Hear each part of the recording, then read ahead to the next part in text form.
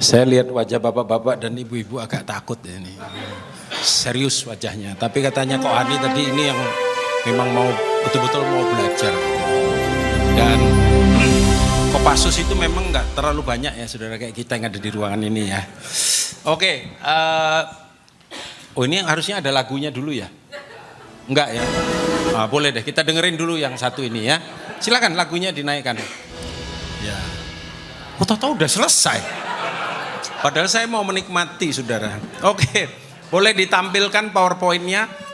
Ya, nah saudara, saya on purpose memilih tema ini karena sebetulnya memang ada beberapa pergumulan ya. Saya dengan Kohani, dengan Kak Jo ini kita tiktokan begitu ya. Kira-kira kita mau ngomong apa ini? Dan satu hari Tuhan taruh ini di hati saya, something yang saya yakin beberapa saudara mungkin sudah pernah tahu karena ini juga sangat sederhana, tapi saya percaya ini penting ya untuk kita mengerti karena ini berbicara sebenarnya tentang diri kita gitu.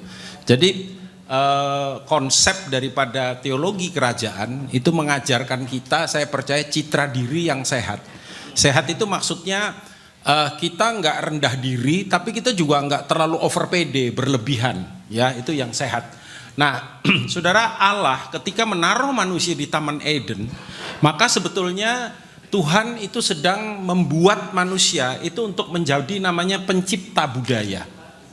Makanya kalau saudara belajar misalnya tentang teologi misi, ada yang disebut dengan mandat budaya, ya, dan manusia kemanapun itu akan selalu membawa yang namanya budaya, karena budaya itu penting, ya. Dan karena manusia itu menciptakan budaya, manusia juga membangun peradaban, ya, civilization, gitu, sejak dari awalnya.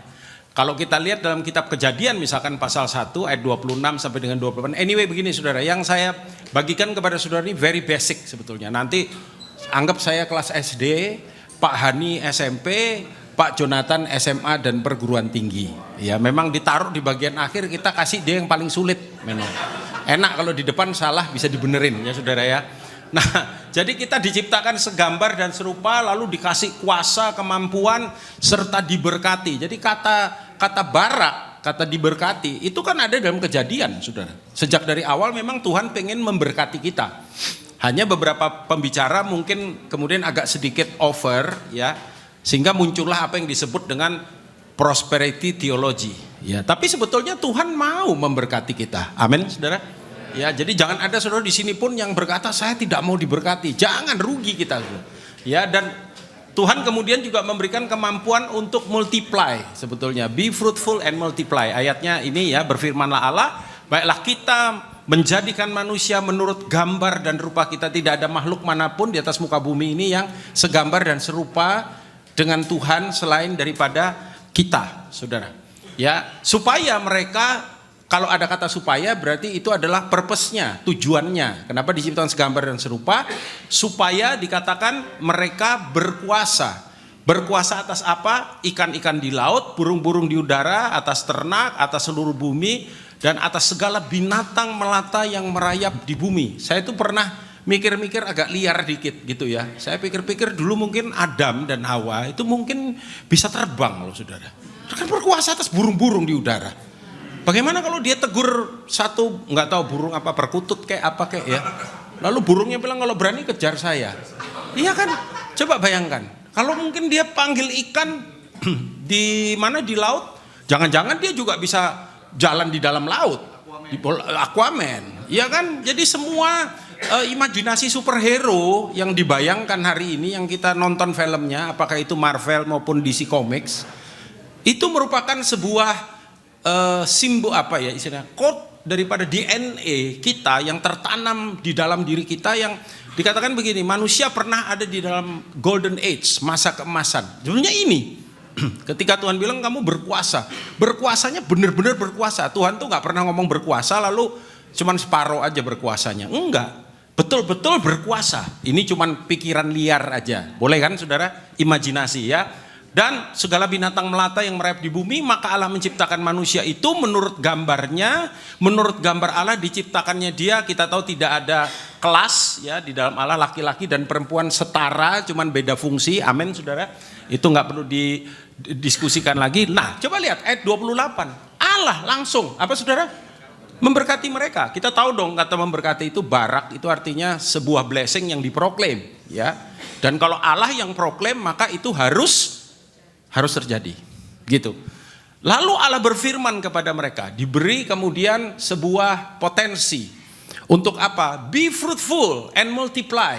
Ya. Jadi kalau kita punya kemampuan untuk menumbuh kembangkan, maka kita tahu itu datangnya dari Tuhan sebetulnya. Penuhilah bumi, taklukkanlah itu, berkuasalah atas ikan-ikan di laut, diulangi lagi, burung-burung di udara dan atas segala binatang melata yang merayap di bumi. Kemudian setelah Kejadian pasal 1, kalau kita masuk ke dalam Kejadian pasal 2, maka Adam diberi mandat, ini yang dibilang mandat budaya.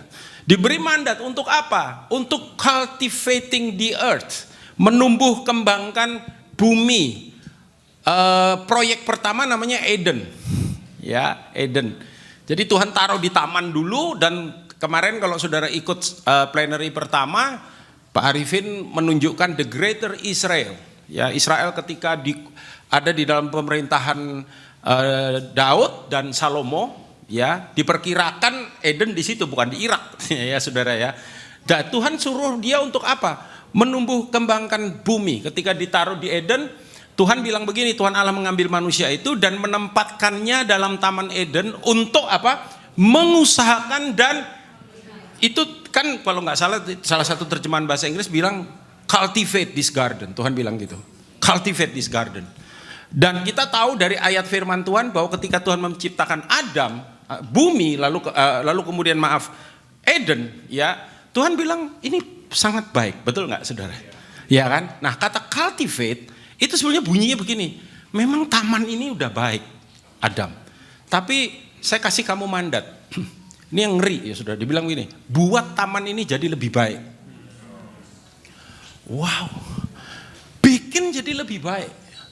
Kira-kira menurut saudara Adam mampu nggak melakukan itu?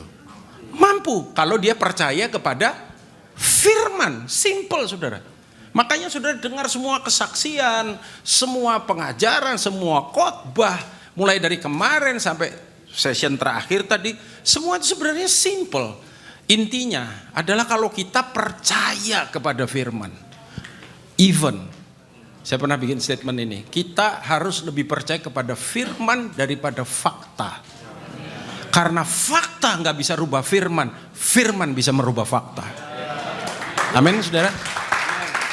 Faktanya gini Pak, statistiknya gini, datanya kayak begini. Loh, Tuhan itu berkuasa atas segala sesuatu. Betul nggak saudara? Ya, nah kemudian kita tahu, ini sejarah Alkitab ya sebetulnya ya, bahwa terjadi pemberontakan fatal akibatnya saudara. Pemberontakan ini menyebabkan yang namanya, ini bahasa teologi seringkali dipakai istilah kejatuhan. Sebetulnya ini pemberontakan terhadap the real kingdom ya.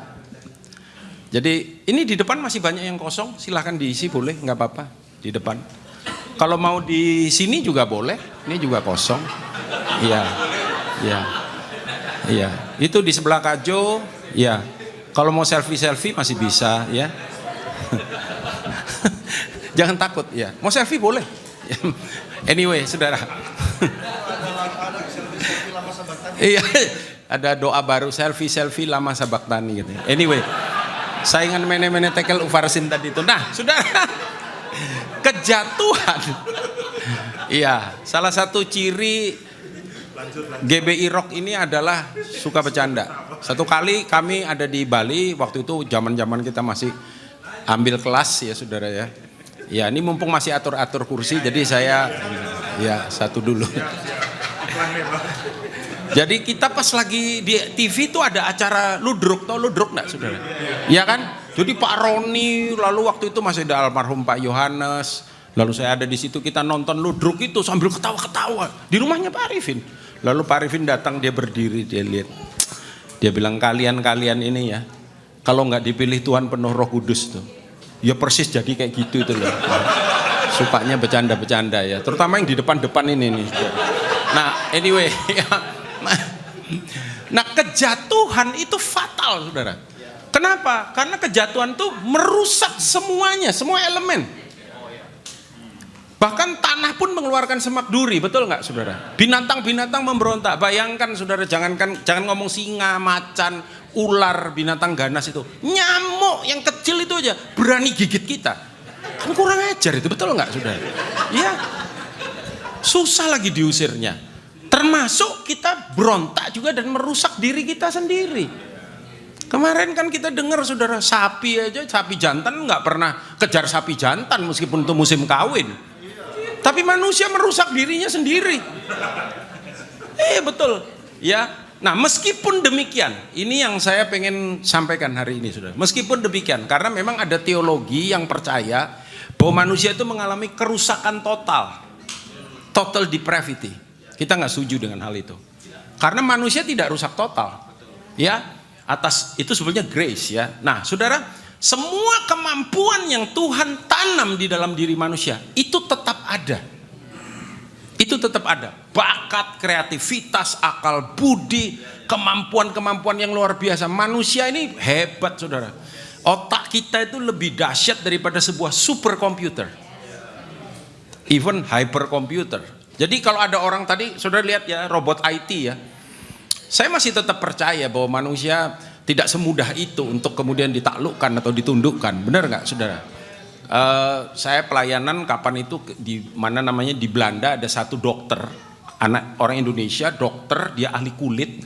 Saya tanya, ini ilmu kedokteran udah pakai artificial intelligence nggak, AI? Oh sudah, dia bilang sudah. Lalu lama-lama ini dong, kita nggak perlu dokter dong. Kita ada AI di rumah, kita tinggal nanya AI-nya, saya sakit panu, obatnya apa? Nah, AI-nya ngomong, pakai ini Pak, Kalpanax misalkan. Ada di sini yang pernah kena sakit panu, nggak usah ngaku ya. Nah, saudara, dia bilang gini, oh Pak, ada hal-hal yang AI nggak bisa selesaikan. Meskipun itu berkembang, pada keputusan-keputusan kritis itu tetap kembali kepada manusianya. Tapi untuk keputusan sifatnya logik itu pakai AI. Ya, anyway. Nah, saudara, jadi semuanya masih ada. Hanya kemudian kejatuhan membuat, saudara, semua kemampuan yang ada pada kita cenderung untuk jadi jahat. Saudara tahu penemuan-penemuan fisika yang luar biasa, misalkan teori kuantum dan lain sebagainya. Ada yang pernah nonton film judulnya apa tuh? Oppenheimer atau ya apa tuh? Oppenheimer ya, bukan Bilheimer ya. Bilheimer teolog ya, saudara ya. Oppenheimer ya. Dia kan menemukan sebuah teori tentang apa? Teori atom ya itu ya. Itu kan luar biasa, saudara. Tapi itu dipakai jadi bom, padahal bisa dipakai untuk hal yang lebih baik. Dan itu sebenarnya dia pengennya kayak begitu kan.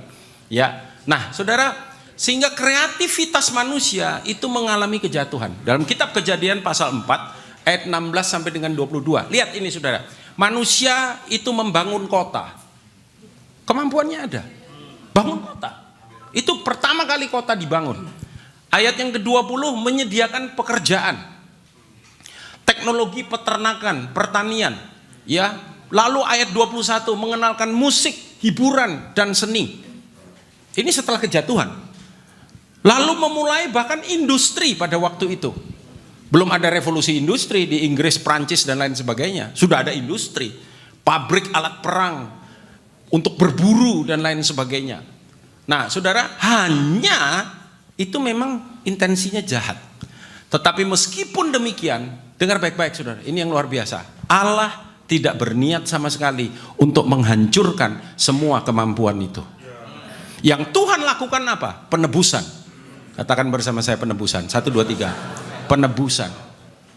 Untuk itulah Kristus datang, ya.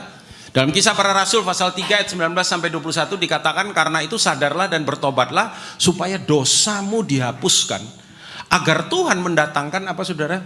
Times of refreshing. Waktu kelegaan dan mengutus Yesus yang dari semula diuntukkan bagimu sebagai Kristus. Ayat 21. Kristus itu jadi penebusan Atau kalau kita bahasa kerajaan, kita diselamatkan untuk dibawa masuk ke dalam kerajaannya. Ditujukan untuk apa? Dikatakan, lihat ini, Kristus itu harus tinggal di sorga sampai waktu pemulihan segala sesuatu.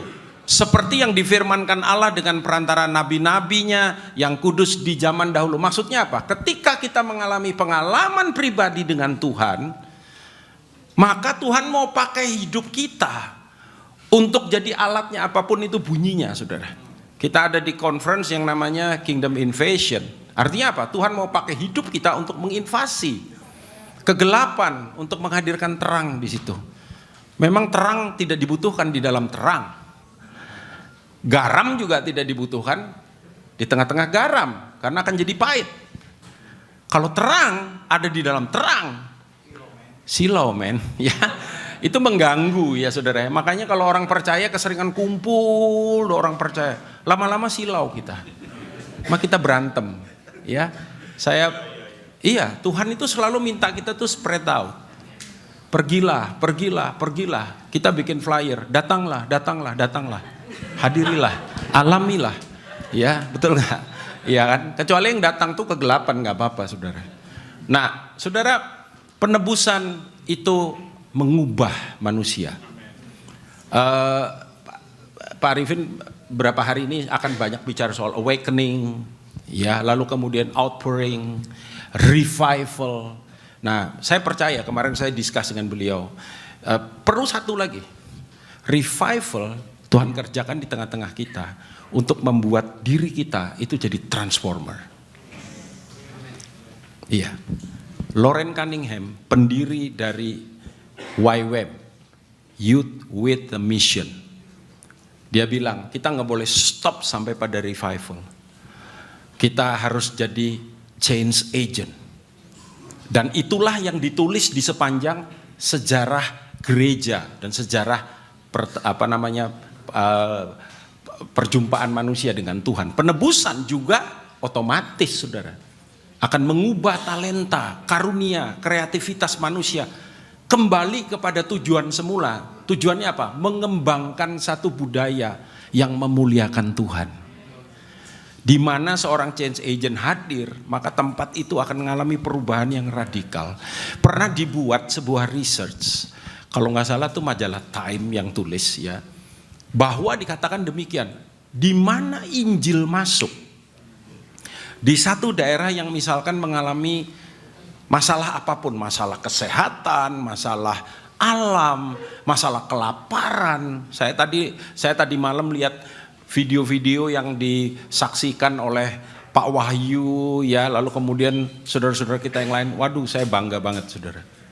Harusnya begitulah manifestasi kerajaan surga, betul nggak, saudara? Dia bilang begini, setiap kali Injil masuk satu daerah, daerah itu tidak pernah sama lagi. Daerah itu akan mengalami kemakmuran, akan mengalami perubahan, kesehatan diperbaiki, kemiskinan dientaskan. Amin. Iya, itu yang terjadi, saudara. Dan nanti saya akan tutup dengan beberapa cerita, ya, kesaksian, saudara. Dan tujuan semula Tuhan memang membawa kita jadi transformator. Saudara, kita punya value, which is itu adalah light, ya, love, lalu kemudian integrity, grace, humility, truth. Tapi kita juga punya, jangan lupa, itu quality. Quality itu salt, ya, spiritual, transformer yang terakhir, salt, authority, lalu leadership dan transformer. Lihat diri kita itu sebagai transformator, the transformer. Salaman dulu kiri kanan, bilang, kamu transformer, ya, haleluya. Nah, saudara, oke, itu sebabnya kita tidak boleh menarik diri dari dunia. Ada satu filosofi yang berbahaya yang seringkali kita bilang mental biara. Kita pikir makin rohani kita harus makin menjauh dari dunia. Salah, saudara. Kita harus tidak boleh menarik diri, kita harus mempenetrasi dunia justru. Dunia yang tawar, dunia yang gelap, dunia, saudaraku, yang membawa pengaruh yang buruk, ya. dan membawa yang disebut dengan peradaban kerajaan sorga. Saya akan tutup dengan ini. Tapi tidak berarti khotbah selesai. Matius pasal 5 ayat 13 sampai dengan 16. Yuk kita baca sama-sama. 1, 2, 3. Kamu adalah garam dunia. Jika garam itu menjadi tawar, dengan apakah ia diasinkan? Tidak ada lagi gunanya selain dibuang dan diinjak orang. Kamu adalah terang dunia. Kota yang terletak di atas gunung tidak mungkin tersembunyi. Lagi pula orang tidak menyalakan pelita lalu meletakkannya di bawah gantang, melainkan di atas kaki dian sehingga menerangi semua orang di rumah itu. Demikianlah hendaknya terangmu bercahaya di depan orang, supaya mereka melihat perbuatanmu yang baik dan memuliakan Bapakmu yang di sorga. Sayangnya ada banyak orang Kristen ngomong kayak begini, jangan lihat saya manusia biasa. Saya terdiri dari darah dan daging. Yang ngomong kamu Robocop siapa?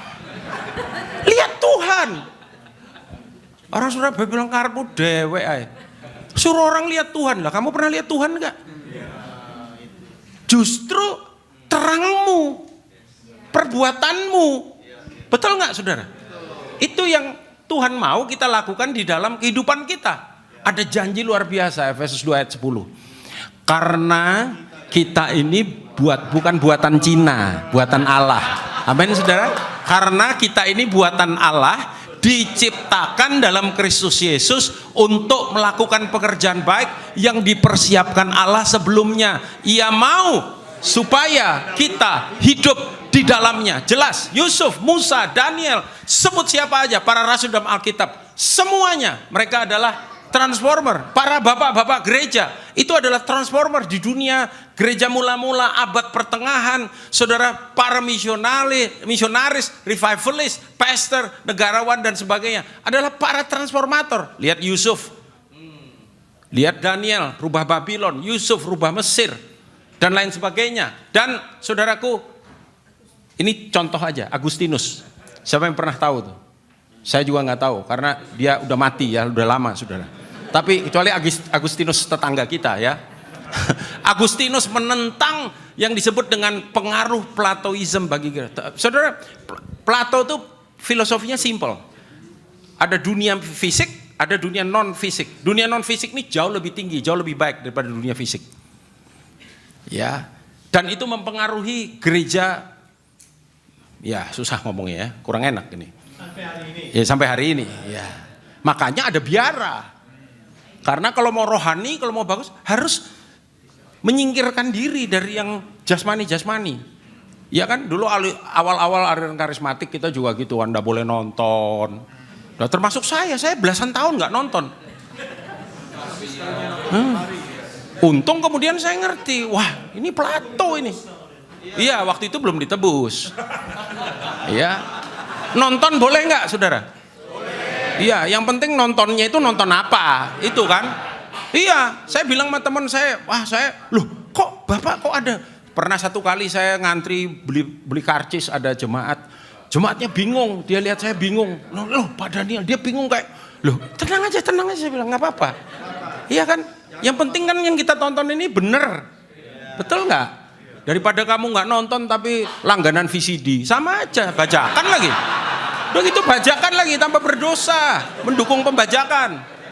Ya, ini Agustinus bilang enggak ada beda, sekuler rohani itu enggak ada. Buat orang benar semuanya rohani. Tapi bukan dirohani-rohanikan loh ya saudara, yang enggak ya. Nah, Luther transformasi praktek yang salah dari tradisi dan ajaran gereja, Katolik Roma ya, saudara. Iya kan? Dia bilang keselamatan itu bukan karena dianugerahkan gereja, bukan karena perbuatan, tidak. Keselamatan itu kasih karunia karena pertobatan di dalam Yesus. Siapa lagi? Calvin. Saudara, kalau kita dengar istilah Swiss hari ini, itu negara yang luar biasa. Tapi tahukah saudara bahwa sebetulnya ketika Calvin hidup, Swiss atau tepatnya kota Jenewa adalah merupakan kota terkotor, terbau dan terjorok di seluruh Eropa. Sampai seorang pemuda yang bernama Calvin bertemu dengan Tuhannya. Dan dia adalah tokoh gerakan reformasi. William Carey membawa Injil kerajaan, merubah India, merubah India cara hidup, pola pikir, hukum, politik, kesehatan, termasuk dia menentang sistem kasta. Meskipun belum sepenuhnya, tapi pengaruhnya ada. William Carey. John Wesley bawa firman pada siapa? Orang miskin dan tertindas. Inggris, ini kan orang Inggris, saudara. Inggris itu dulu bangsa yang barbar sebetulnya. Oh, sisanya masih ada. Siapa di sini yang pernah dengar istilah kokpit? Kokpit, pernah dengar? Pernah ya? Kokpit itu istilah dari Inggris. Kokpit itu apa sih? Kokpit itu sebenarnya tempat sabung ayam. Dulu saya pikir yang sabung ayam cuma orang Bali. Ternyata orang Inggris suka sabung ayam juga. Tempat sabung ayamnya namanya kokpit. Tahu kok? Kok itu PT. Ayam bro. Ya bentar lagi 1 menit. Pit itu seperti goa, lobang. Nah karena pesawat itu modelnya gitu dikasih nama kokpit. Jadi orang Inggris sisa-sisa ngaconya Inggris kan masih ada. Hooliganism itu saudara. Liar mereka. Tapi waktu Injil masuk, mereka berubah jadi bangsawan. Kan orang Inggris ngomongnya aja kan beda saudara. Betul nggak? How are you? Waduh, beda sama Amerika kan saudara. Nah ini Hans Nielsen Hauga. Ini cara spellingnya Hauga. Pemberita Injil menjangkau Norwegia itu negara yang sangat miskin sebelumnya. Ketika Hauga bawa Injil, dia pakai ski saudaraku keliling dari desa ke desa memberitakan Injil dan mereka bertobat. Norwegia hari ini jadi salah satu negara makmur. Luar biasa saudara. Kuiper, ini bacanya Kuiper bukan Kuiper. Kuiper bacanya. Orang Belanda saudara. Dia siapa dia? Sebelumnya dia pendeta. Tapi kemudian dia jadi Perdana Menteri. Jadi saudara-saudara yang pendeta di sini bukan tidak mungkin satu hari jadi menteri. Amin saudara, yang penting punya hikmat ya. Dia juga wartawan, pendidik, aktivis politik, anggota parlemen yang meletakkan fondasi bagi Belanda yang modern yang berlandaskan Alkitab sampai hari ini. Ya. Dan masih banyak lagi. Sebelum saya dimarahin panitia, ini betul-betul yang terakhir. Nama-nama ini lihat saudara. William Wilberforce, orang Inggris yang menentang perbudakan. George Whitefield, Jonathan Edwards, Jonathan Patiasina, Charles Finney, termasuk Martin Luther King Jr. I have a dream. Betul? Ya. Dan saya percaya saudara, tentu saja the greatest transformator is Jesus himself. Amin. How about you? Lihat kiri kanan, tunjuk. How about you? Kamu bagaimana? Tuhan Yesus memberkati. Haleluya. Saya dengerin Pak Daniel. Saya kenal beliau cukup lama, saudara. Ya, puluhan tahun. Tapi saya dengerin tadi barusan di plenari dan juga sekarang. Saya rasanya ketemu dengan Daniel yang berbeda, saudara.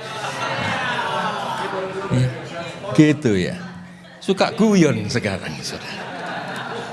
Nah ini menyebabkan saya agak nervous ini.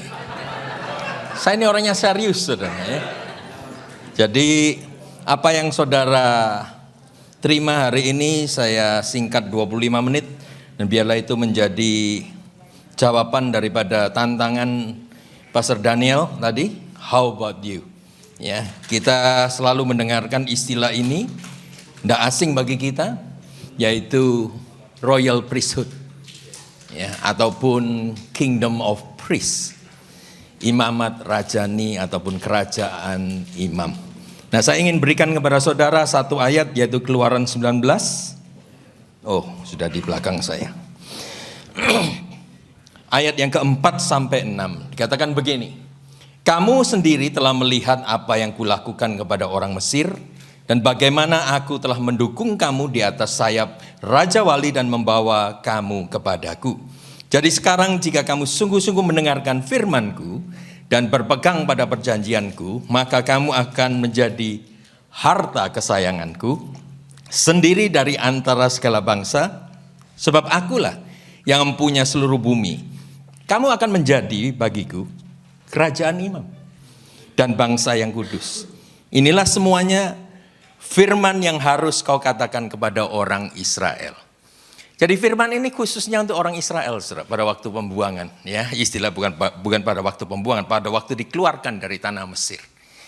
Keinginan hati daripada Tuhan itu adalah dia menjadi raja dari bangsa Israel.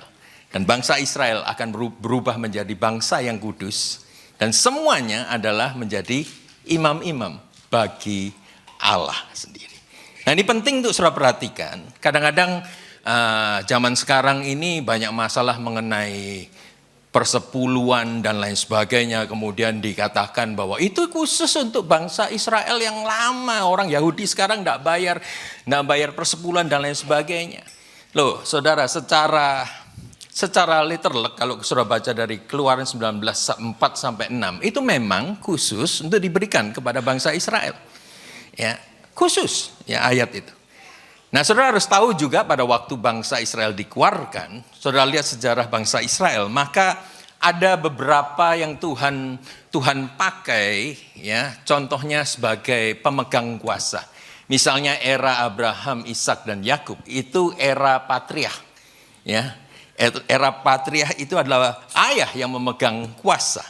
Kemudian setelah itu hakim-hakim, hakim-hakim yang memegang kuasa, mewakili Tuhan sendiri. Kemudian era raja dan nabi, ya, raja dan nabi. Ini dua-dua ini berjalan paralel, saudara. Ya, seorang raja. Jadi begini, pada waktu bangsa Israel dikeluarkan, mereka agak iri dengan bangsa-bangsa lainnya. Ya, karena bangsa lainnya sudah punya raja, tapi mereka tidak punya raja. Padahal tanpa mereka sadari, yang memimpin mereka adalah Allah sendiri berbicara melalui nabinya dan disampaikan kepada rakyat Israel. Akibatnya mereka memilih Saul sebagai raja pertama. Dan sudah tahu sendiri bagaimana nasib dia, yang akhirnya jatuh ke Daud ya jatuh ke Salomo. Nah pada waktu Salomo berjaya itu memang secara lahir ya dia ngalami masa-masa yang luar biasa bagusnya. Secara lahiriah, tetapi secara rohani bobrok. Ya, apa yang dibuild oleh Daud dan lain sebagainya itu sudah hilang semuanya. Akhirnya lahirlah kerajaan Israel di bagian utara dan kerajaan Yehuda di bagian selatan. Kalau sudah lihat silsilah raja, semua raja itu banyak yang jahat. Hampir ya 90% jahat semuanya, Saudara. Nah, Saudara bisa bayangkan daripada bangsa Israel ini dipimpin oleh Tuhan sebagai rajanya sendiri. Kemudian mereka milih raja manusiawi. Dan akhirnya rencana Tuhan dan merasa bahwa kehidupan bangsa ini bukan menjadi bangsa yang kudus. Tapi tetaplah firman Tuhan itu ya dan amil dan kekal selamanya. Amin. Tadi dikatakan kamu akan menjadi kerajaan imam dan bangsa yang kudus. Itu firman Tuhan, saudara. Ya. Jadi walaupun cerita itu tidak keruan, cerita itu istilahnya kerajaan Israel maupun Yehuda itu ya sangat kacau balau, tetapi yang jelas adalah Tuhan tetap ingin menjadi raja dari bangsa Israel. Nah, tujuan utama Tuhan dari penciptaan yaitu menetapkan para raja dan para imam, ya. Para raja dan para imam untuk para imam dalam kerangka kerja dari struktur pemerintahan kerajaan Allah sendiri. Nah, panggilan ini pertamanya tadi saya sudah cerita, saudara, ya kepada Israel. Tetapi kita tahu persis bahwa kegagalan mereka itu menyebabkan kerajaan ini hilang. Kesempatan terbuka ya buat mewarisi status ini bagi bangsa yang lain yang menghasilkan buah kerajaan. Jadi pintu terbuka oleh karena bangsa Israel gagal, saudara. Nah, di firman yang dikatakan Yesus, Tuhan Yesus sendiri, Matius 21 ayat 43 mengatakan demikian. Sebab itu aku berkata kepadamu, bahwa kerajaan Allah akan diambil daripadamu dan akan diberikan kepada suatu bangsa yang akan menghasilkan buah kerajaan. Kalau tadi tantangan Pak Daniel terakhir katakan, how about you? Are you istilahnya transformasi, ataupun change agent, atau saudara cuma mau jadi nominal Kristen saja? Itu pertanyaannya, saudara. Ya. Jadi apa yang Tuhan lakukan ini membuka jalan kepada kita untuk mengenapi panggilan kita sebagai raja dan imam di atas muka bumi. Nah ini menarik. Ya. Nah kenapa banyak orang tidak kepingin jadi imam? Kalau sudah lihat di depan sini, ya para pendeta sini katakan begini, ya itulah imam saya, Pak Arifin, itulah imam saya. Nah ini saudara yang terjadi. Ya, kita mengerti bahwa panggilan kita putra dan putri kerajaan. Bayangkan toilet saja saudara lihat aja istilahnya princess dan prince. Saudara. Ya, Itu sudah kelihatan sekali bahasa kerajaan. Kemudian saudara dikatakan saudara juga pewaris. Ya, kemudian saudara menjadi murid Kristus, saudara menjadi sahabat, hamba, saksi hidup, mempelai perempuan, raja. Seharusnya saudara harus tahu bahwa saudara ini imam. Kenapa yang imam ini selalu saudara buang dan saudara letakkan kepada orang lain yang mungkin punya predikat ya PDT, PDM, PDP. Saudara, bukan itu. Itu bukan kehendak Tuhan dari asal mulanya. Ya pada waktu dia panggil bangsa budak loh. Bangsa budak mau dijadikan imam, saudara. Menjadikan bangsa yang kudus. Saudara harus tahu bahwa sekarang saya ingin berikan satu cuplikan saja. Menjadi imam itu bukan tugas saya, bukan tugas Pak Jonathan, bukan juga tugas pendeta-pendeta lainnya. Kita semua harus menjadi kerajaan imam. Kalau saudara tahu persis bahwa saudara perwakilan daripada kerajaan Allah, setidaknya saudara tahu harus menjadi imam. Nah, mungkin saudara ngeri dengan istilah imam itu apabila tidak dijelaskan. Tadi Keluaran 19 itu sangat menarik sekali. Saudara baca di Maleakhi 3, hampir sama ayatnya. Ya, itu di mana dikatakan bahwa engkau ini akan menjadi harta kesayanganku. Saudara, untuk menjadi harta kesayangan itu hanya favor of God yang bisa menjadikan kita harta kesayangan. Nah, coba saudara lihat di sini sekarang. Ya, dorongan Tuhan pada peran kita sebagai imam di Perjanjian Baru. Saya mau berhenti di Perjanjian Baru terlebih dahulu. Ya. Dikatakan bahwa kepadaku, tadi Keluaran 19 mengatakan kepadaku, harta kesayanganku, bagiku. Coba lihat saudara, kata-kata ini merupakan istilah hubungan intimasi. Bahkan Tuhan ngomong begini, engkau ini milikku. Dan engkau ini semua adalah harta kesayanganku. Saya temukan di Perjanjian Baru suratan daripada Petrus, ya 1 Petrus 2 ayat 9 mengatakan, tetapi kamulah bangsa yang terpilih. Baca sama-sama yuk. Apa? Imamat rajani, bangsa yang kudus, umat kepunyaan Allah sendiri. Supaya kamu memberitakan perbuatan-perbuatan yang besar dari Dia yang telah memanggil kamu keluar dari kegelapan kepada terangnya yang ajaib. Saudara harus tahu bahwa suratan ini dituliskan Petrus kepada orang-orang Yahudi pada waktu itu yang sedang ada di dalam penjajahan ya tentara Romawi, kerajaan Romawi saat itu. Mereka sendiri tidak punya tanah air, saudara. Mereka masih hidup di dalam penjajahan. Nah, Petrus hendak menguatkan bangsa Yahudi pada waktu itu dikatakan, ingat panggilanmu, engkaulah royal priesthood, engkaulah imamat rajani itu. Ya, dikatakan bahwa jangan takut, engkau harus bersaksi untuk menjelaskan kepada siapa engkau percaya, yaitu Tuhan yang besar. Nah, kita harus tahu juga saudara bahwa panggilan kita sebagai imam itu ya sudah berbeda dengan imam yang ada di Perjanjian Lama. Why? Sebab imam besar kita yaitu Yesus Kristus sendiri ya telah menyelesaikan segala sesuatu yang tidak bisa dilakukan imam manusiawi ini. Tetapi jelas setelah pencurahan Roh Kudus, Roh Tuhan, Roh Kudus itu ada di dalam diri kita. Nah, setidaknya kita nih berfungsi seharusnya menjadi imam-imam pada zaman now ini, saudara. Kalau 1 Petrus 2 tadi dikatakan surat ini pun diberikan kepada bangsa Yahudi. Saya ingin saudara melihat ya ayat dari Wahyu ini. Ya, Wahyu ini jelas saudara tahu bahwa Rasul Yohanes menuliskan suratan ini bukan untuk bangsa Yahudi. Ini untuk semua yang dikatakan church, saudara. Ya, gereja Tuhan, orang-orang kudus. Nah, kita lihat apa yang ditulis. Ya, di Wahyu 1 ayat 5 dan 6. Bagi Dia yang mengasihi kita dan yang telah melepaskan kita dari dosa kita oleh darahnya dan yang telah membuat kita menjadi apa? Suatu kerajaan, menjadi imam-imam bagi Allah. Sebenarnya dalam bahasa Inggrisnya adalah kingdom of priests. Ya. Bapaknya dan bagi Dialah kemuliaan dan kuasa sampai selama-lamanya. Amin. Nah, saudara harus tahu bahwa kita dibeli ya daripada dosa oleh darah Kristus itu bukan cuma untuk hidup untuk kemauan kita sendiri. Bahkan Yesus memberikan satu contoh, bukan kehendakku yang jadi, melainkan kehendakmu yang jadi. Jadi begitu kita merasa ataupun kita tahu bahwa kita telah dibeli oleh Tuhan, maka kita harus tahu kita harus hidup dengan kehendak Tuhan. Nah, saya ingin berikan kepada saudara, saya harap ya tantangan daripada Pak Daniel ini bisa saudara terapkan dalam kesederhanaan bagaimana menjadi imam perjanjian, imam zaman now, saudara. Ya.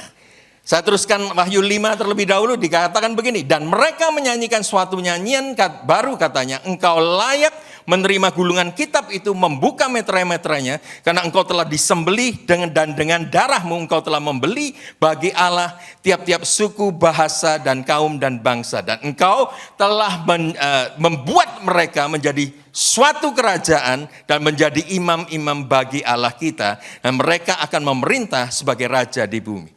Saudara, pertama-tama saya ingin katakan begini, setiap daripada kita, pria wanita, kita menjadi imam bagi kerajaan Allah.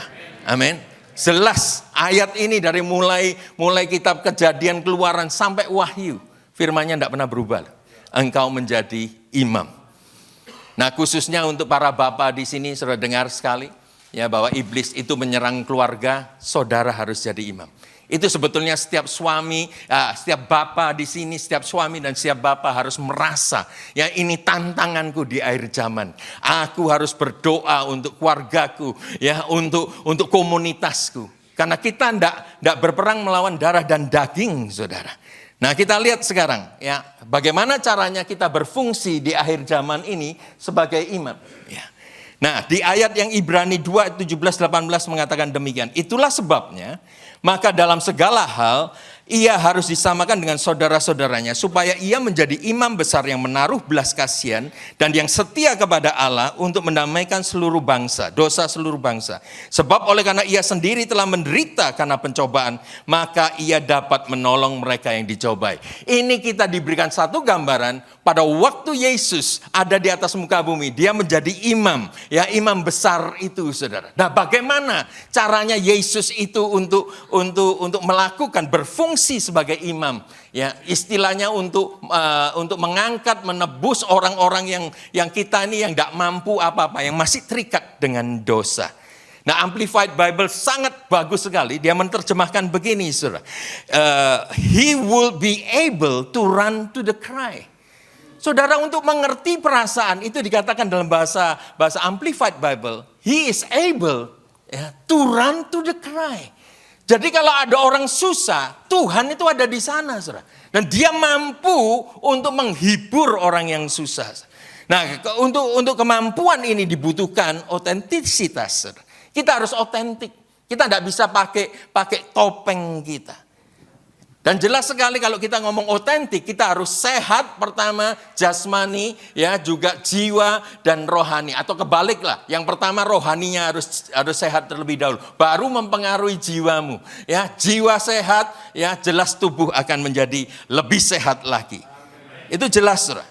Nah, kemampuan ini, saudara, kita harus miliki kalau mau jadi imam zaman now nih. Why? Sebab ketika saudara konseling, ketika saudara menghibur orang lain, ya, kita ini bisa ketularan, bisa istilahnya ngambil beban yang seharusnya tidak menjadi beban kita, tapi beban Yesus sendiri. Nah, ini harus stable, saudara. Ya. Nah, imamat rajani ini akan mengambil 5 aspek beban Tuhan di bumi. Zaman now, praktikal sekali.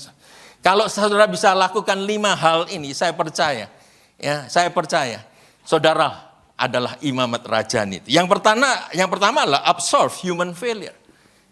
Ya, yang kedua adalah love without reward. Yang ketiga vocational suffering. Yang keempat intercessory behavior. Dan yang kelima extender of mercy. Nah, saya jelaskan secara cepat saja. Berapa menit saya punya?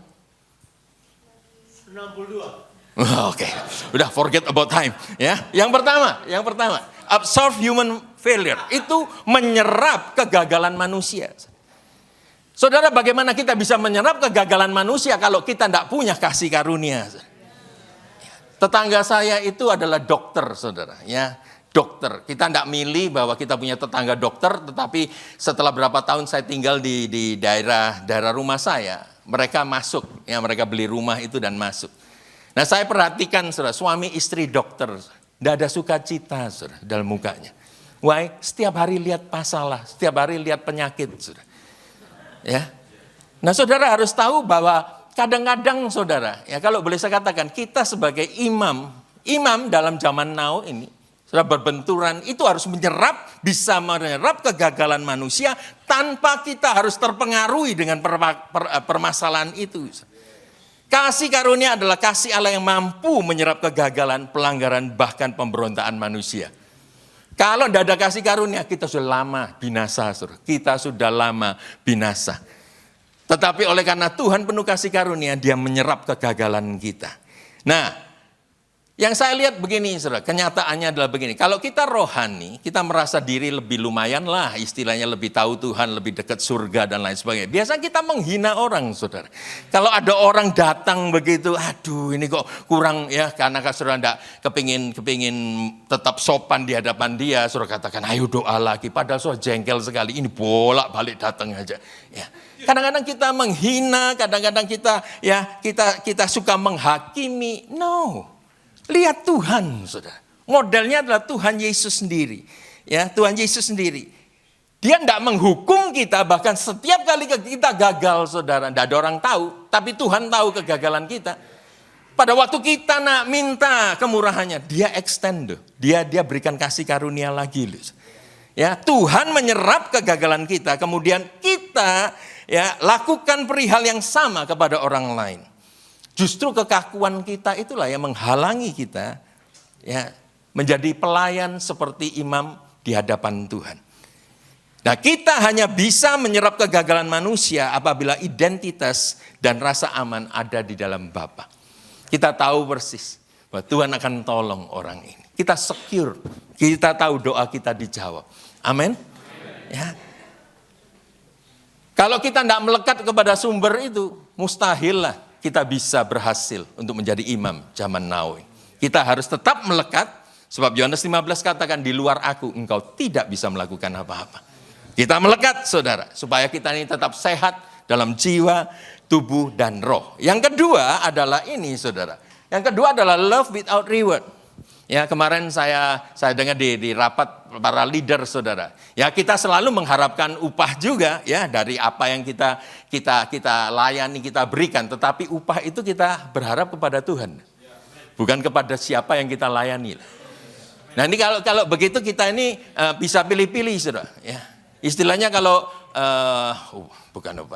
pelayanan kematian itu paling tidak diinginkan oleh siapapun juga ya di dalam gereja ini. Ya, sebab itu rasanya sulit banget.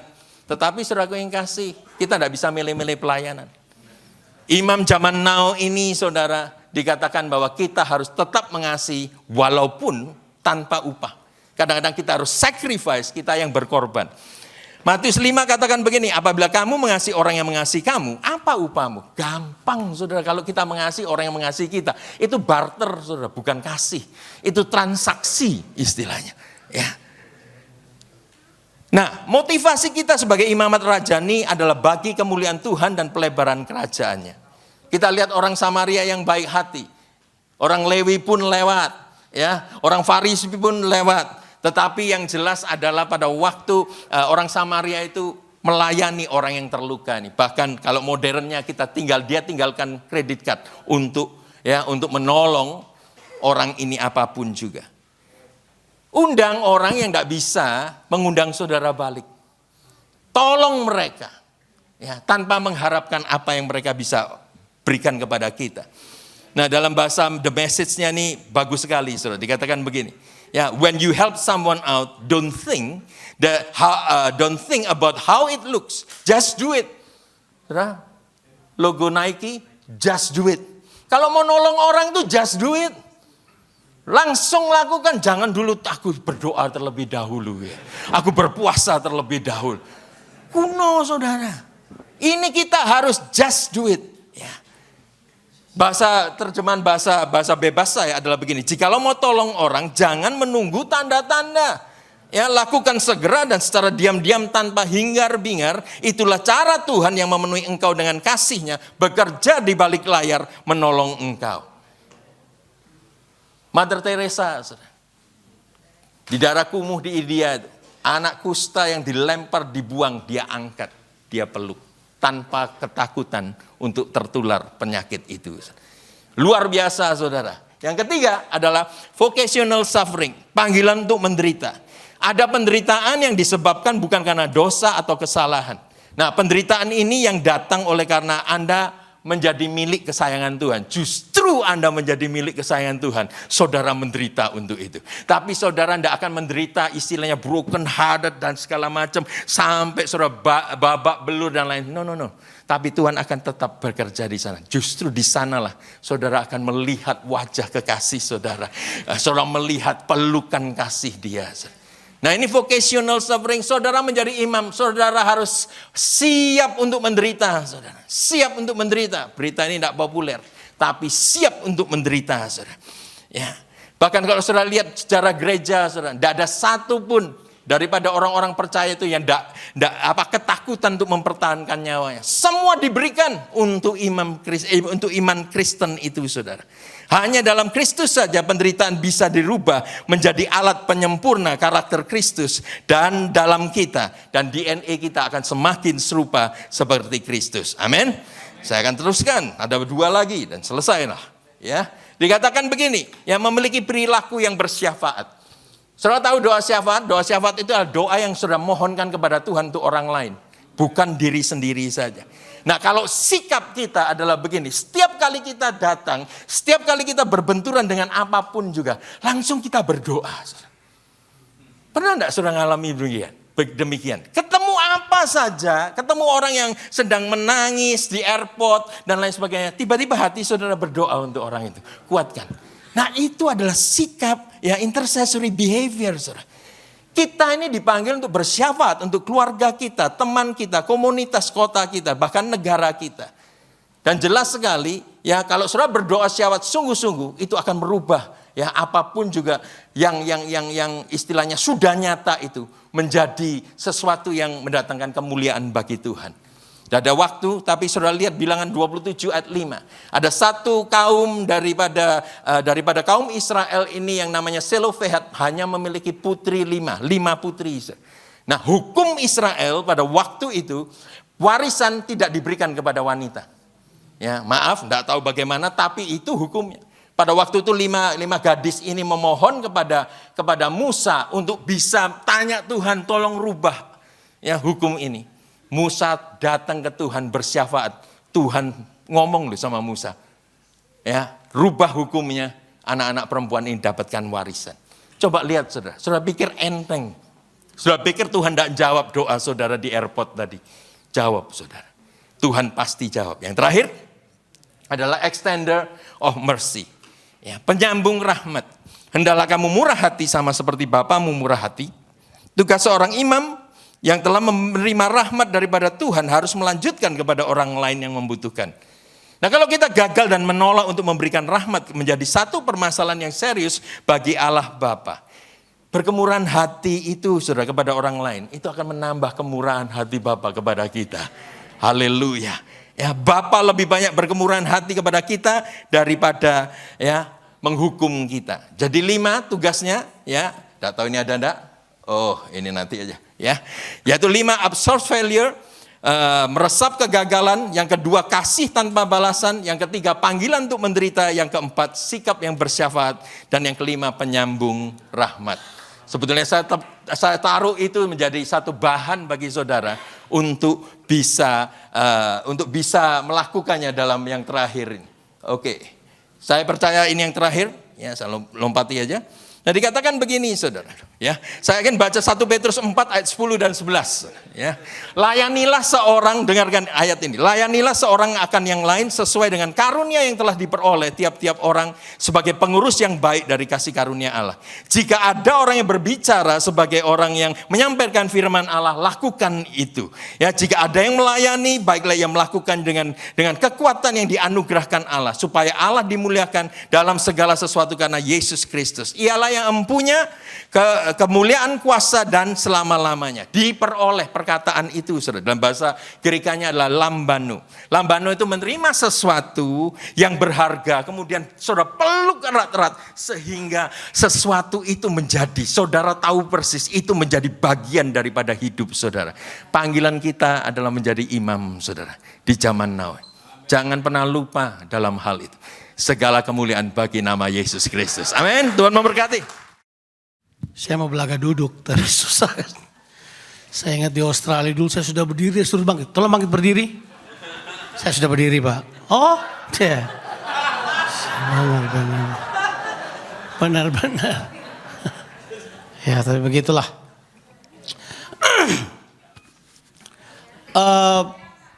Kenapa? Oh, ganti? Siap. Saya percaya mereka steril.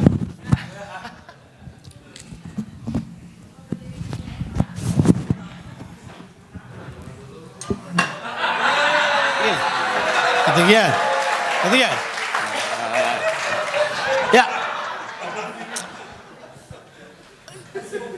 Udah ketawa tuh? Ya sudah. Jam segini, bayangkan. Nah, bapak-bapak yang tadi, maksudnya saya perlu tambah apa coba? Mau tambah apa coba? Jadi mending saya bingungkan saudara saja 30 menit ini ke depan, dengan tujuan supaya saudara berpikir, kan? Gitu. Karena memang tujuan belajar teologi itu adalah untuk bikin bingung sebenarnya, kan? Jadi kalau kita bisa baca sendiri dan mengerti dan bisa melakukan dengan baik, tidak perlu pelajaran teologi. Untuk apa? Ya kan? Nah, jadi begini. Kalau orang belajar teologi itu, menurut stream yang ada zaman sekarang itu, kita perlu tahu 4 hal tentang belajar teologi. Yang pertama, suruh belajar yang namanya biblical theology. Itu yang paling penting. Tolong jangan baca Al-Quran situ. Baca Alkitab aja. Jangan baca Quran, jangan baca apa-apa. Alkitab, titik. Bible. Biblical theology aja. Nah, biasanya di biblical theology kita diajar bahwa the Bible answer itself. Dan itu menyenangkan sih. Itu luar biasa. Sudah baca Alkitab, sudah menemukan jawaban dari Alkitab itu sendiri. Dan saya termasuk orang yang menyukai hermeneutik model ini.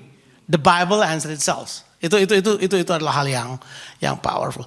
Tapi ada yang kedua yang penting sudah ketahui. Nah, ini yang kedua biasanya memang ini streamnya sekolah teologi. Sekolah teologi akan bilang ini penting sekali ini. Namanya sistematika teologi atau dogmatic teologi ya. Itu saudara mempelajari teologi. Teologi itu orang berpikir menciptakan teori tentang Tuhan, tentang pekerjaannya dan seluruhnya. Dan biasanya kan berteori itu kan seenaknya. Dia mau pakai mimpinya lah, mimpi neneknya lah, dia mau pakai apa aja. Yang penting lu baca semuanya tuh, ya kan? Ya kan? Sudah pikir Martin Luther bikin teologianya itu terjadi apa pada dia? Mau disambar halilintar hampir mati dia. Ketakutan dia baru dapat teori itu. Jadi sudah perlu kesambar petir dulu baru kemudian tahu beberapa teori itu. Gak, tapi maksudnya these guys, pemahaman logikanya adalah orang-orang ini berpikir berusaha menerjemahkan apa yang ditulis oleh Alkitab pada zamannya.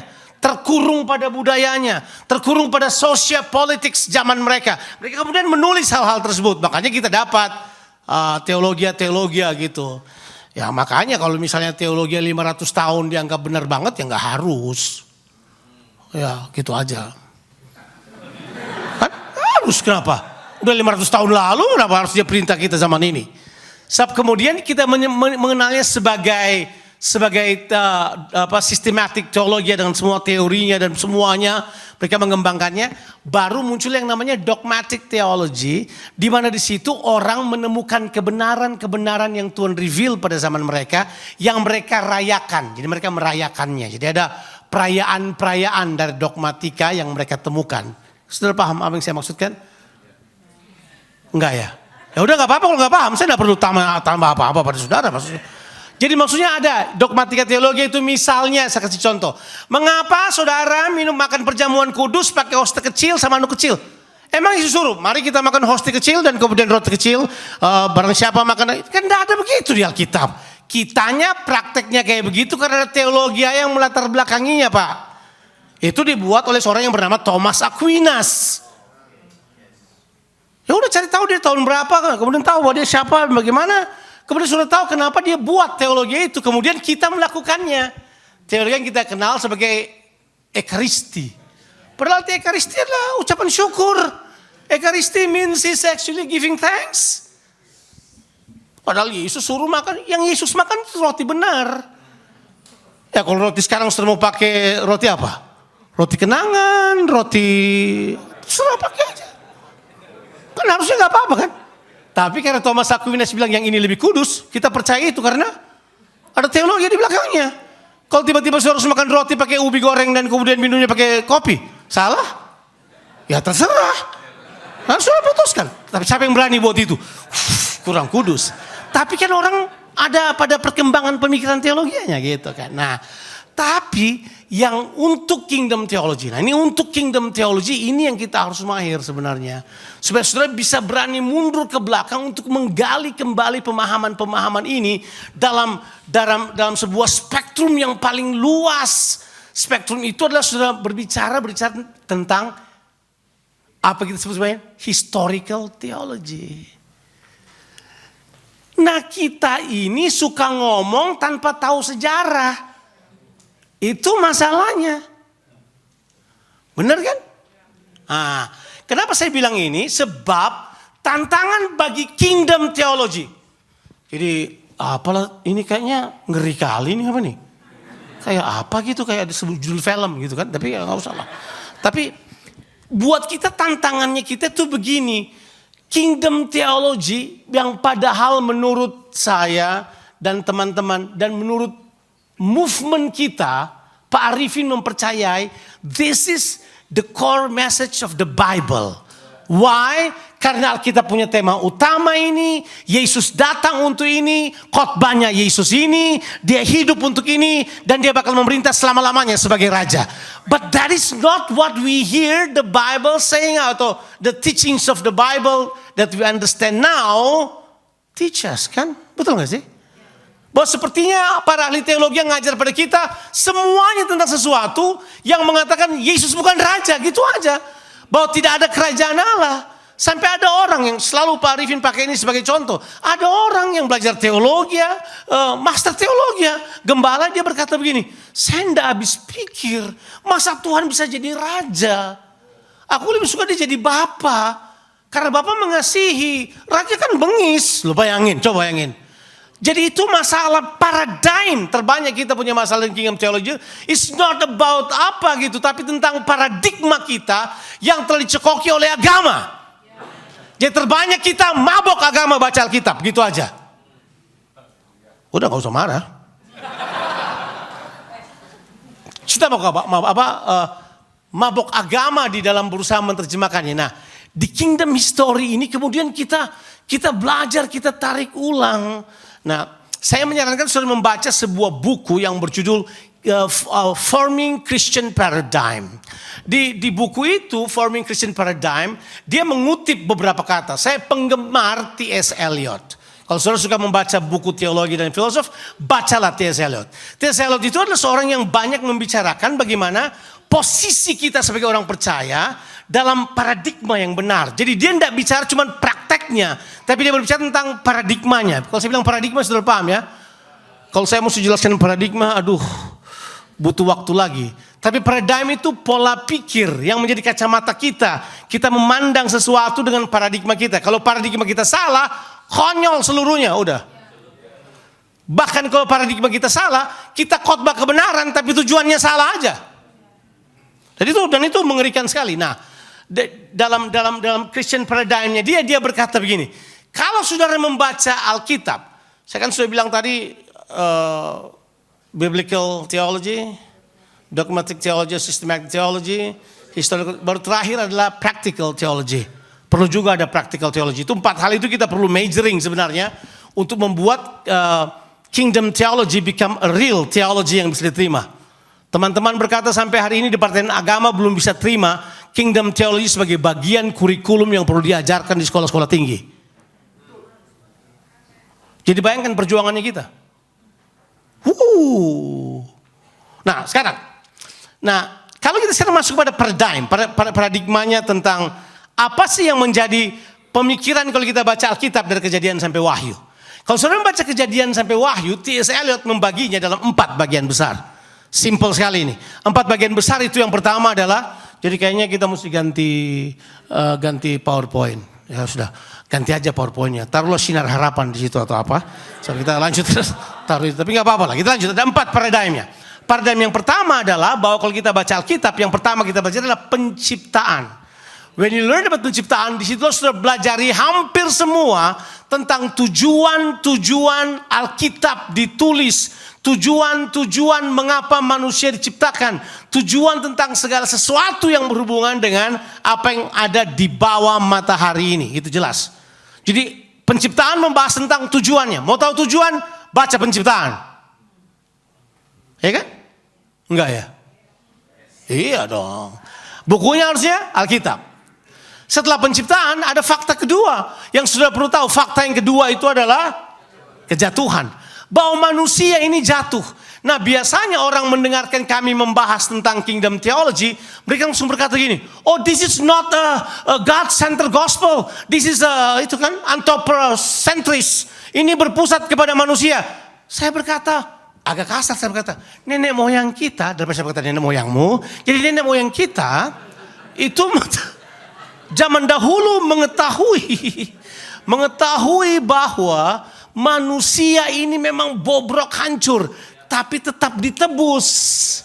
Cuman, nah ini dia alasan penebusannya apa? Tergantung teologiamu. Teologi yang paling modern alasan penebusan itu gini, karena Tuhan sangat mengasihi kita, Dia menebus kita. Kalau saya baca kingdom teologi, memang Tuhan mengasihi kita karena Dia adalah Allah yang Maha Kasih. Tapi alasan Dia menebus kita karena Dia punya tujuan-tujuan mulia yang telah Dia install dalam manusia waktu Dia menciptakan manusia. Dia ditebus kita karena ada tujuan Dia tebus kita. Dah loh, tergantung kan. Tapi kita yang sudah terlalu mabuk cinta ini, mabuk cinta kita itu di zaman romance. Sudah nggak anggap kebetulan bahwa kalau secara musik ya, Baroque period dan di classical period itu muncul pas di peralihan dari reformasi menuju ke zaman gereja reform itu muncul. Zaman itu. Makanya romantic period menguasai bahwa ini karena Allah mengasihi kita. Paradigm. Kita tidak melihat tujuan penciptaan. Nah, mari saya beritahu pada saudara. Oh, Tuhan tidak punya alasan lain. Dia karena mengasihi kita saja. Baca Alkitab saudara. Dia tebus saudara. Dia kembalikan saudara pada tujuan awal dia jadikan saudara. Dan itu jelas, itu Alkitabiah. Tapi kalau kita bilang bukan karena kasihnya kan mereka marah. Tapi saya bilang enggak. Makanya baca Alkitab ada narasinya. Nah narasi Alkitab nanti kita akan lihat lah. Udah jangan langsung ke sini, ini kayaknya terlalu subversif, nanti aja. Nah kalau sudah perhatikan 4 hal ini, kejatuhan manusia itu memang benar. Manusia itu kan tanya pertanyaan begonya adalah begini, manusia jatuh dari mana? Oke, manusia jatuh dari mana? Lantai 5, lantai 2, lantai 3, dari mana? Bayangkan saya pernah mengadakan kingdom seminars, mereka tanya, bukankah manusia jatuh dari sorga? Terus mereka kehilangan sorga? Nah itu, saya mau bilang, nenek moyang kita berkata, masa gue bilang nenek moyang lu yang bilang gitu kayak?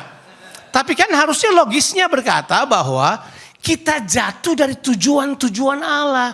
Orang pintar berkata demikian, itu kita jatuh dari tujuan Allah, itu kata Alkitab. Ini tujuan Allah kita jatuh. Kita tidak jatuh dari sorga. Now you listen to me carefully. Kalau saya berpikir manusia punya bahan dasar sorga, tidak ada. Manusia punya bahan dasar bumi. Baru Tuhan embuskan nafasnya. Masuk roh manusia dalamnya. Manusia memang diciptakan untuk tinggal di bumi. Nah berarti sudah mengganggu teologi saudara kan? Semua orang masih, kalau kita mati masih pulang, makanya gitu. Tanda kita nggak tahu kingdom teologi ya, kalau masih berpikir kita akan tinggal kekal di sorga selama-lamanya. Itu sebuah ciri bahwa saudara belum merubah paradigmanya. Tuh pasti saudara marah, ketahuan marah semua. I lost my heaven. And the purpose of this teaching is actually membuat saudara tidak mabuk sorga. Jadi logis berpikirnya kita mesti jelas dulu bahwa kita memang manusia memang jatuh. Tapi ini dia, karena kita tidak punya alasan. Makanya saya selalu katakan begini. Teologi 500 tahun yang lalu, sebutlah teologi apa namanya itu berkata bahwa tujuan Allah menebus kita yaitu untuk menyelamatkan kita untuk pergi ke sorga. Kalau membaca tujuan Allah, tujuan ini saya sebut sebagai tujuan pengalihan tanggung jawab. Atau lari dari kenyataan, lari dari apa yang Tuhan minta. Dan saya beritahu kalau semua orang percaya berpikir mereka segera mati dan masuk sorga. Dan kerinduan mereka cuma sorga, iblis akan senang. Iblis akan berkata, pulanglah ke sorga semuanya. Biar bumi ini saya yang kelola aja, kan gitu. Hey, the earth is the Lord. The earth is the Lord. Bumi adalah milik Tuhan. Dan segala isinya. Jelas. Oke, lanjut. Setelah penebusan, Yesus datang. Nah sekali lagi, saya sudah ulang-ulang ini, entah berapa ratus kali saya ulang-ulang bahwa kita ditebus dari perbudakan dosa. Karena dosa itu sifatnya perbudakan. Karena dosa saudara mengganti penguasa dalam diri saudara. Saudara berada di bawah perbudakan dosa. Makanya Yesus harus datang untuk tebus kita. Istilah penebusan itu adalah istilah ditebus dari perbudakan. Jadi bukan cuma soal ganti perbuatan atau ganti perlakuan atau human behaviors changing, bukan. Dia tebus kita keluar. Dan kalau kita tidak tahu tujuan penebusan, kita pikir keselamatan adalah tujuan penebusan. Padahal tujuan penebusan adalah dikembalikan pada tujuan Allah yang awal. Supaya kita kemudian berjalan pada tujuan Allah, yaitu menjadi serupa dengan Kristus dan memerintah dunia ini bersama dengan Dia. Nah, pelajaran keimamatan dan rajani itu adalah penjelasan terbaik untuk menjelaskan Yahweh story dari cerita tentang manusia di Taman Eden. Sebab kalau saudara baca, ada buku Alkitab yang namanya Yahwist Version, hanya khusus sumber J, tidak ada kejadian 1 kalau sumber J kan, kejadian 2 langsung. Dia menjelaskan dengan jelas bahwa Yahweh story itu begini, dia mau manusia itu menjadi perwakilannya di muka bumi ini. Jadi Yahweh berkata gini, gambarku ada di kamu, semuanya di kamu. Nah sekarang kamu urus Taman Eden, yang merupakan narasi berkata uruslah bumi ini. Dan kata mengurus Taman Eden itu, kata mengurus itu berasal dari bahasa Ibrani atau yang sangat jelas, abad. Tahu artinya abad? Dan itu kita dapat kata avoda. Bekerja sebagai pelayanan apa? Imamat. Kata abad kalau cari di kamus itu adalah Levitical service unto God. Pelayanan Levitical unto God. Makanya semua orang mempercayai bahwa kitab Kejadian tidak ditulis di awal. Dia mungkin ditulis cuma 400 tahun sebelum Yesus datang. Udah gak usah panik dengan hal tersebut. Karena otak tradisi kita, saya sudah panik dengan hal tersebut. Karena saya percaya ini narasi yang memang diciptakan oleh Tuhan. Untuk kita memahami bahwa perjalanannya adalah begini. Dia adalah raja. Dia memerintah atas bumi ini. Lewat siapa? Kita. Kita agennya. Nah sekarang, meminta lawatan Allah datang, itu adalah hal yang menurut saya tidak penting. Karena saudara lawatan Allah. Jadi waktu dia jadikan bumi ini, masa saya suruh balik ke slide saya yang pertama sih, tapi gak apa-apa lah. Dia berkata, jadilah terang jadi. Jangan berhenti di terang itu. Tapi ikutin semua jalur ceritanya. Sebab terang yang sebenarnya dia baru nyatakan di ayatnya ke-26 sampai 28. Sebab terang ini akan memenuhi bumi. Terangnya Tuhan itu saudara, bukan yang lain. Terang Tuhan itu kita manusia. Serangannya terhadap generasi tetap perlu manusia. Saudara jawabannya. Makanya kan Yohanes menulis paralel daripada Kejadian pasalnya yang pertama kan. Yohanes menulis di Yohanes pasal yang pertama, dia bilang bahwa pada mulanya adalah firman. Firman itu adalah apa? Bersama-sama dengan Allah. Firman itu adalah Allah. Oleh dia segala sesuatu dijadikan, dan tanpa dia tidak ada satupun yang terjadi. Tidak ada satupun yang jadi. Cuma dia yang menjadikannya, firman itu. Kemudian katanya dia bilang, firman itu adalah terang manusia. Maksud lo? Maksudnya adalah begini, waktu dia jadikan manusia di Kejadian 1, itu klimaks narasi bahwa berkata begini, dia mau terang ini menguasai seluruh bumi. Dan Alkitab gak bercanda waktu dia tulis, bumi belum berbentuk, kosong, gelap gulita menutupi samudra raya. Belum berbentuk, itu punya pengertian sama sekali kesia-siaan. Sebenarnya gelap gulita, pernah tahu itu situasinya nggak sama dengan sekarang. Kata lainnya adalah membingungkan, kebingungan, tidak tahu jalan, tidak mengerti arah. Itu semua sedang terjadi di dunia ini. Persis sama sebenarnya Kejadian pasal 1 ayat yang kedua. Dan kemudian apa yang terjadi sekarang sama persis. Dan Tuhan berkata begini, let there be light. Oleh firman-Nya dia katakan tersebut. Jadi kita mesti pahami hal ini. Makanya waktu Yohanes menulis tulisannya dengan menggunakan kata logos, dia lagi berkata begini, hey. Idenya begini, yang menyebabkan segala sesuatu di dunia ini telah menjadi manusia. Tiba-tiba di perjanjian baru dibawa terus. Tiba-tiba yang menyebabkan segala sesuatu yang jadi manusia ini sekarang berdiam di dalam kamu. Masya Allah. Kerajaan ini baru dahsyat. Dia sekarang di sini, Mike. Jadi sekarang Tuhan mau pakai alat apa? Dia perlu sinar dari sorga kah? Dia perlu kirim malaikat turun ke bumi ini kah? Saya percaya semuanya itu. Tapi saudaralah alat Allah untuk membawa invasi kerajaan Allah di muka bumi ini. Gak ada alat lain. Saudara alatnya. Tapi kan saudara selalu merasa kita enggak. Kita perlu dibentuk dulu. Silakan terserah mau lewati model Shaolin, mau terserah. Tapi ide utamanya adalah saudara alatnya Tuhan. Dia tidak tunggu alat lain. Dan dia sebut alatnya itu di perjanjian baru namanya eklesia, Pak. Namanya saudara dan saya. Yesus tiba-tiba berkata begini. Thank you for 5. Yesus berkata begini. Hey, gini. Menurut kata orang siapakah aku ini?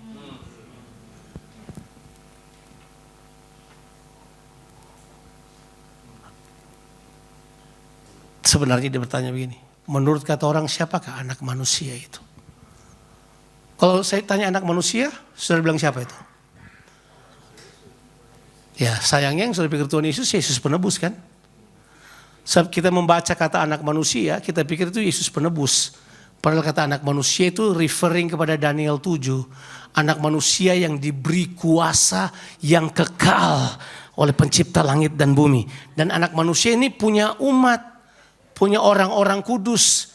Dan itu istilah cuma muncul orang kudus di perjanjian lama cuma satu kali di Daniel 7 itu aja. Dan dibilang orang-orang kudus itu akan memerintah sebagai raja selama-lamanya. Bayangkan. Makanya kalau mengkhotbahkan Matius 16 ayat 13 sampai 20, baca dulu Daniel 7. Sebab dia berkata gini, menurut kata kamu siapakah anak manusia? Oh katanya anak manusia itu Yeremia, katanya anak manusia itu Elia. Oke sekarang menurut kata kamu siapakah aku ini? Tiba-tiba Petrus berkata, engkau Mesias anak Allah yang hidup. Langsung Yesus berkata, bukan manusia yang mengatakan kepadamu, tapi Bapa di sorga yang menyatakannya kepadamu. Berarti memang pengetahuan itu bukan datang dari Petrus. Karena selebihnya Petrus salah kan? Jadi memang itu datang dari Tuhan. Bahwa ini anak manusia ini adalah Mesias. Jadi Yesus sedang berkata begini, I am the Messiah. Waktu didengar pengungkapkannya Petrus langsung dia tahu gini, oh my God, I got my saints. Saya dapat orang kudusku di sini. Saya dapat pemerintahannya di sini. Saya dapat alatku di sini. Saya dapat alat transformasi dunia di sini. Saya sekarang dapat yang akan penetrasi ke dunia ini. Saya akan dapat alat invasi yang paling bagus. Dan alat invasi itu adalah gereja, eklesia namanya. Langsung dia berkata, oke, I'm ready now.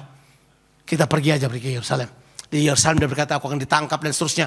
Ya Petrus punya bahasa Amon bilang bodoh-bodoh, keluar sedikit tapi tidak apa-apa lah. Kita singkirkan dia pun kapuji yang bodoh-bodoh itu keluar sebentar. Begitu selesai, beres. Yesus langsung berkata buat mereka, oke, I'm ready. Because my ecclesia is ready. Pelaksanaku yang akan penetrasi seluruh dunia sudah selesai ada. Udah siap, sekarang aku ready. Selesai. Begitu dia mati, dia bangkit, dia berkata tunggu tunggu. Jangan pergi jauh-jauh. Jangan pergi jauh. Tunggu. Sebelum kamu diperlengkapi dari tempat yang maha tinggi. Yesus mengatakan tersebut sebab dia tahu 600 tahun sebelumnya, 600 tahun sebelum kedatangannya, Yeremia telah bernubuat bahwa Tuhan janji gini, hukumnya tidak akan ada di luar mereka lagi. Sebab kerajaan ini lebih dari hukum bumi ini. Kerajaan ini hukumnya nggak di luar mereka. Kerajaan ini hukum ada di dalam. Tunggu sampai Roh Kudus datang. Begitu Roh Kudus turun, Yesus sedang mengutip sebenarnya apa yang dikatakan di Yeremia 31 ayat 31 sampai 34. Perjanjian baru dinubuatkan. Roh Kudus turun, dia berdiam dalam kita. Jadi kita ini empowered by the law of God. Itu yang pertama. Baru yang kedua, kita empowered by the power of God. Kan power sama hukum harus jalan bersama. Sebab kalau power tanpa hukum, itu singa, hukum rimba itu. Kita enggak. Kita adalah hukum Allah di dalam kita. Makanya pekerjaan kita menyelesaikan semua hukum-hukum Tuhan. Menghidupi semua cara hidup Tuhan di muka bumi ini. Begitu Roh Kudus turun, dia naik ke surga, dia baptis kita dengan Roh Kudus. Gereja kemudian muncul. Gereja kemudian mengubah dunia. Believe it or not, 2000 years ini masih budaya gereja sampai hari ini. Saudara gak percaya ya? Dari wajah saudara gak percaya ya? 2000 tahun, miss up here and there. Tapi saya percaya kalau gereja Tuhan menangkap hal ini, saudara akan menjadi alat Tuhan untuk penetrasi. Ingat, dia tidak tunggu alat lain. Benar kata saya namanya pendeta Dr. Daniel Tanumiharja itu, dia bilang Tanujaya. Dia berkata tadi pagi dia berkata begini, kalaupun AI ada, fat chance dia bisa mengalahkan ini. Mari saya beritahu pada saudara, in you not only has a power, in you has the technology of the kingdom. Ada di dalam saudara. Kapan-kapan kita akan membahas teknologinya, kapan-kapan. Membahas ilmiahnya, membahas banyak hal. Karena saya percaya Tuhan siapkan hal tersebut. Saya harus selesai. Tapi saya berharap saya telah membingungkan saudara. Terima kasih, Tuhan Yesus memberkati.